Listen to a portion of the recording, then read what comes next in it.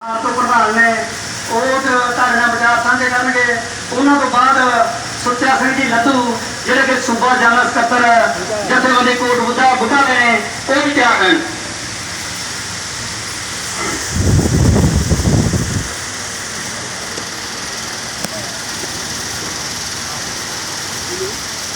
आदरणीय मंच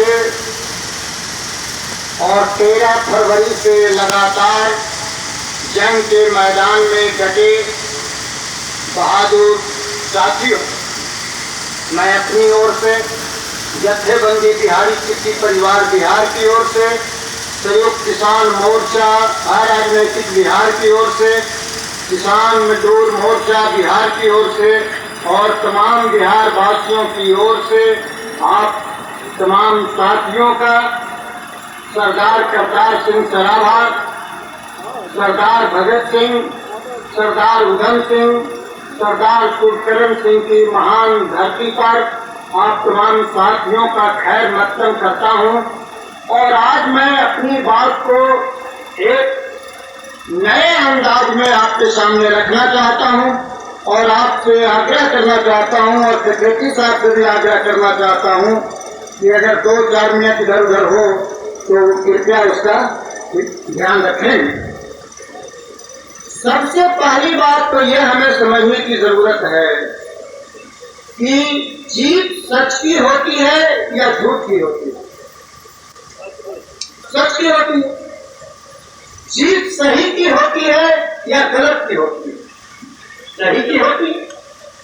तो हमको ये देखने की जरूरत है कि हम जहां खड़े हैं, हमारा आंदोलन जहां खड़ा है, वो सच के साथ खड़ा है, सही के साथ खड़ा है या गलत के साथ खड़ा है या झूठ के साथ खड़ा है। इस बारे में बात करते हुए मैंने पूर्व में भी कई बार चर्चा की है कि सच उसको कहते हैं जिसको कोई ठोस आधार होता है, जिसका मजबूत तर्क होता है, जिसका प्रमाण होता है, उसी को सच कहते हैं। तो हम सच के साथ केवल इसलिए खड़े नहीं हैं कि इस आंदोलन का नेता जगजीत सिंह डलेवाल है या सरवन सिंह पंधेर है। सरवन सिंह पंधेर कुछ कहते हैं इसीलिए वो सच नहीं है, जगजीत सिंह डलेवाल कहते हैं इसीलिए वो सच नहीं है।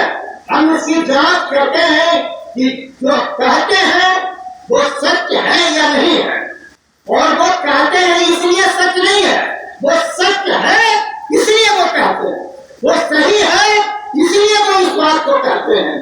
और इसका मैं एक छोटा सा उदाहरण आपके सामने में रखना चाहता हूं। हम सब लोग जिन फसलों को सरकार जो भी एमएसपी तय करती है गलत सही, उस पर हम बेचने के लिए मंडी जाते हैं। जो खरीद का केंद्र बना हुआ है, उस खरीद केंद्र पर आप 2 चीज अगर गौर करेंगे तो टाइम मिलेगा। कौन कौन सी चीज? पहली चीज ये कि अगर हम कनक बेचने के गए हैं तो कनक का रेट 80 तारीख में 2275 रुपये क्विंटल है, लेकिन कनक का नमूना, कनक का सैंपल उस खरीद केंद्र पर आपको नहीं मिलेगा।